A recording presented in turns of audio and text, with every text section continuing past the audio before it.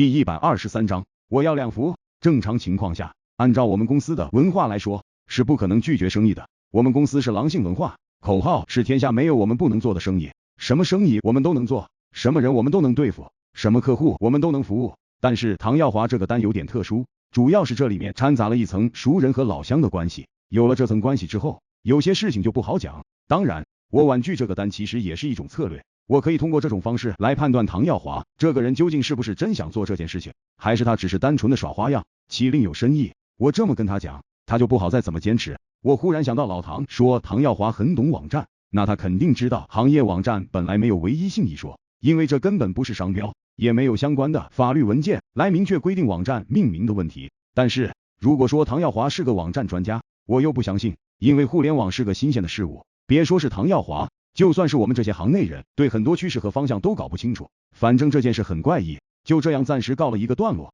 直到差不多半个月之后，老彭喊我周末去吃饭，我去龙华又碰到了唐耀华，我很客气的跟他打招呼，两人一口一个老乡的叫着，看上去很有他乡遇故知的那种亲切。但是吃饭的时候，我不主动提起网站的事情，倒是吃饭到中途老彭问陈老弟，你跟唐总搞的网站现在什么情况？我跟老彭讲说，可能一只网其他的人也在申请，尤其是带中国字样的，所以这个单子可能暂时做不了。唐耀华忍不住了，道：老乡，现在互联网又没有什么保护机制，没有理由别人做了我就做不了啊。再说了，网站的名字完全可以随便起，对方叫中国一只网，我就可以叫中华一只网，就改一个字不就行了吗？我一听唐耀华这么讲，我就知道他对互联网的了解很深，因为05年那时候懂互联网的实在是太少了，那个就算是深圳这样的一线城市，中小企业拥有网站的也凤毛麟角。在这样的背景下，唐耀华能够对网站了解到这样的程度，绝非等闲之辈。我道：唐总，行业网站现在是个新兴事物，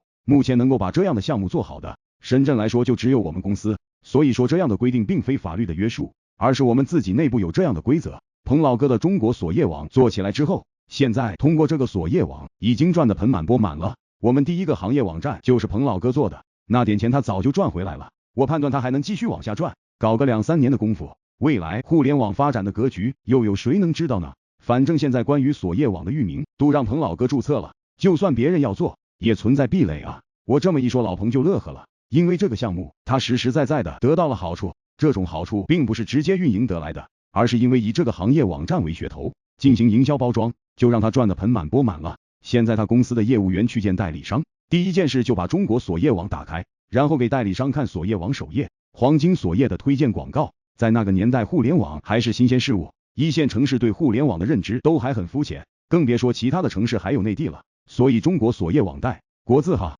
这种网站在一般人心中还是挺有逼格的。至于运营行业网，现在都还没有那个思路。反正这个话题谈到这个地方，基本上也就打止了，我也不主动再谈了，唐耀华也不说了。其实这就是一种心理上的博弈，看上去唐耀华好像胸有成竹，很有底气，其实他心里也是虚的，这一点我很笃定。但是这个时候，如果我一直揪着这个话题，他又会觉得我是不是想促成这一单呢？如果他一旦有这种想法，凭他多疑的性格，又会觉得我们的东西不值钱，他跟我做生意会吃亏。这就是人性的复杂和微妙。唐耀华这种身价亿万的人，他们真的对金钱无所谓吗？老黄有个例子在前面，唐耀华这个例子在后面，这2个例子都说明不是那么回事儿。他们有时候比寻常人可能更斤斤计较呢。陈老弟，吃了饭以后我们去看戏去，龙华这边乐戏特别好，我和唐总都喜欢。我瘪了瘪嘴，心想你老彭什么时候喜欢戏了？分明是唐耀华喜欢吧。我一想到这一点，就不由得想老彭是不是有什么事情有求于唐耀华呢？